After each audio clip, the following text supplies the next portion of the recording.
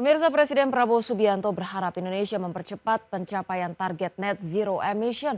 Salah satunya dengan meningkatkan peran yang lebih besar dalam industri mobil listrik. Nah, terkait hal tersebut, pemirsa, Menteri Investasi dan Hilirisasi Rosan Ruslani memastikan Indonesia memiliki potensi besar dalam rantai pasok kendaraan listrik, mulai dari tersedianya sumber daya nikel hingga fasilitas daur ulang baterai.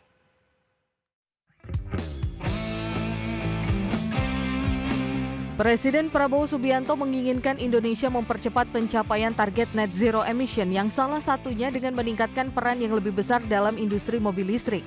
Keinginan Presiden tersebut diungkapkan Menteri Investasi dan Hilirisasi Rosan Ruslani usai mengikuti rapat terbatas bersama Presiden Prabowo Subianto pada Kamis 6 Februari.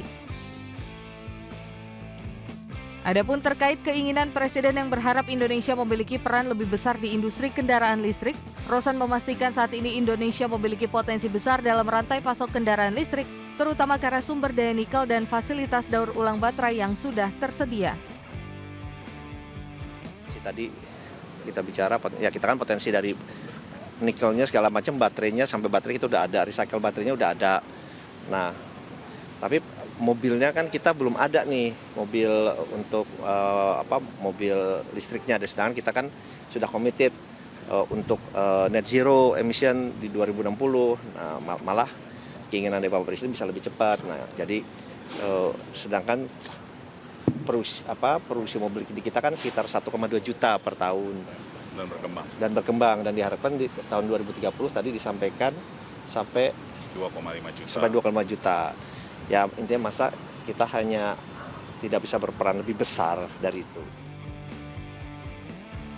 Menurut catatan Menteri Investasi, produksi mobil listrik di Indonesia sekitar 1,2 juta per tahun dan diharapkan di tahun 2030 produksi dapat mencapai 2,5 juta unit.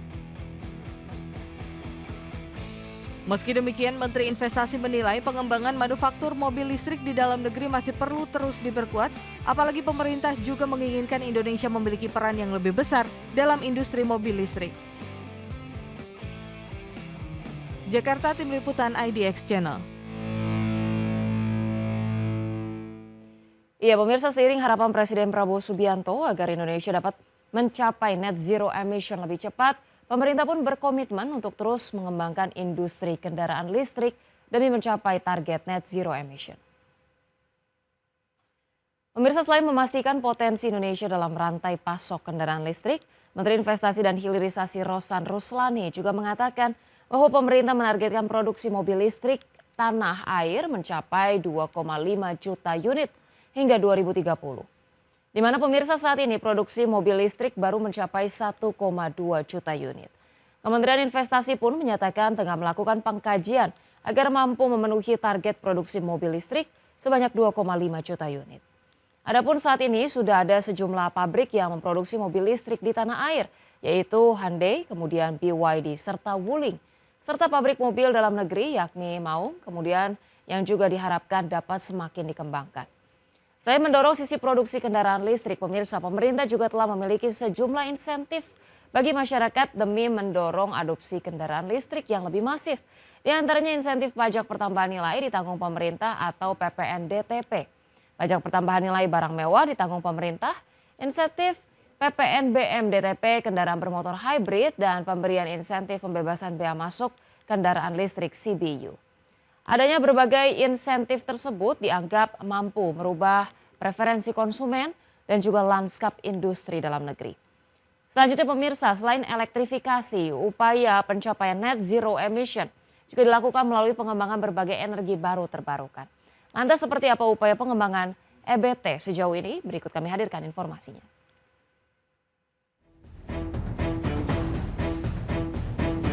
Indonesia sedang bersiap menjadi pemain utama dalam transisi energi hijau. Dengan potensi energi terbarukan lebih dari 3.500 gigawatt, Indonesia pun memiliki peluang besar untuk mewujudkan target net zero emission pada 2060. Chief Executive Officer Pertamina New and Renewable Energy John Anies menyoroti pentingnya langkah kolaboratif untuk mengembangkan energi baru terbarukan seperti panas bumi, biofuel, dan bioetanol. Ia juga menyebut kerjasama antara pemerintah, swasta, dan masyarakat menjadi kunci percepatan transisi energi. It's not easy for the people to move to EV in Indonesia because then you have to change your car. So that's the reason why we are now combine the EV initiatives, that's a lot of incentives already, with the biofuel. So we have quite successful story on biodiesel already. We are in B35 and we will need this to B40 and maybe B50 later on. For the gasoline, we are working on the bioethanol. Pertamina New Renewable Energy menekankan pengembangan EBT tidak bisa dilakukan sendiri. Dukungan kebijakan proaktif seperti insentif fiskal dan subsidi energi hijau sangat dibutuhkan.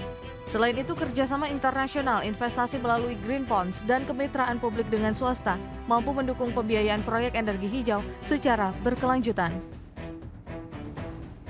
Tim Liputan IDX Channel.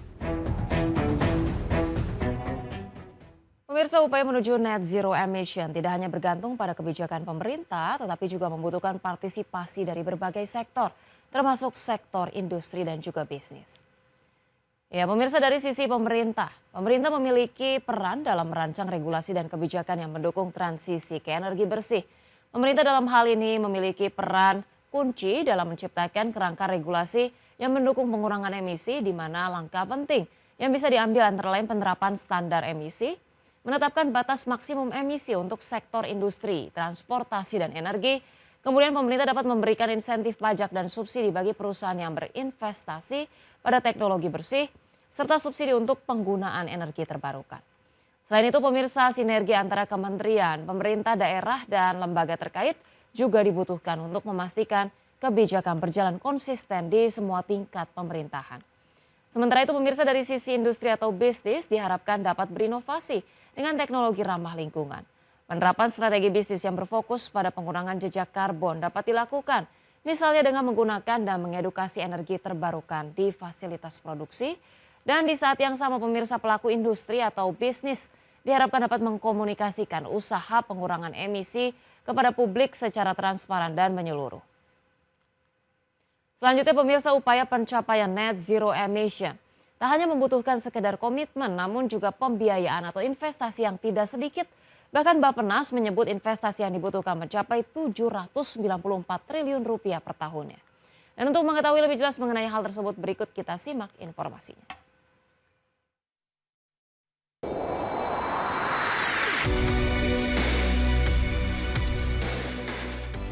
Seiring komitmen pemerintah untuk mencapai target net zero emission pada tahun 2060, Wakil Menteri PPN sekaligus Wakil Kepala Bappenas Febrian Alfianto Rudiat mengatakan, pemerintah menargetkan emisi gas rumah kaca dapat menurun sebesar 51,51% hingga tahun 2045. Ia menyatakan saat ini transisi energi akan diarahkan ke beberapa hal, misalnya penggunaan energi terbarukan hingga energi subsidi bahan bakar fosil. Menurut Bappenas, untuk mencapai target net zero emission, Indonesia juga membutuhkan investasi sekitar 794 triliun rupiah per tahun. Upaya tersebut membutuhkan kolaborasi berbagai pihak, termasuk pemerintah dan swasta. Sebelumnya, Menteri Investasi dan Hilirisasi Rosan Roslani mengatakan, pihaknya membuka banyak peluang bagi pengusaha dan investor, baik dalam maupun luar negeri, untuk menanamkan modalnya di sektor yang membantu pencapaian net zero emission, yakni sektor energi baru terbarukan. Sementara itu, di sisi lain, berdasarkan laporan yang dirilis perusahaan konsultan manajemen global Kearney, Indonesia disebut membutuhkan investasi hingga 2,4 triliun US dollar atau sekitar 38.000 triliun rupiah untuk mencapai target net zero emission pada 2060. Kebutuhan dana tersebut merupakan angka kumulatif yang diperlukan Indonesia selama kurun waktu 2022 hingga 2060. Tim Liputan IDX Channel.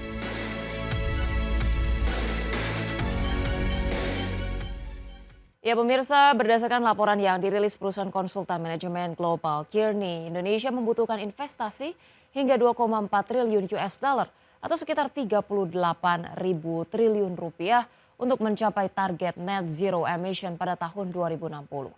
Kebutuhan dana tersebut merupakan, pemirsa, angka kumulatif yang diperlukan Indonesia selama kurun waktu 2022 hingga 2060. Dengan demikian, pemirsa, kebutuhan pendanaan per tahun mencapai 62 miliar US dollar.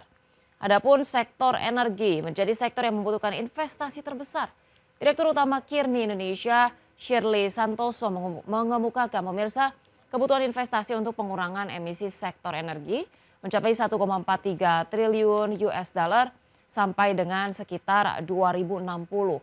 Hal ini tidak terlepas dari ketergantungan tinggi sektor energi Indonesia terhadap bahan bakar fosil, di mana bauran listrik bertenaga batu bara ini tercatat mencapai 52% dengan kapasitas total 42 gigawatt pada tahun 2022.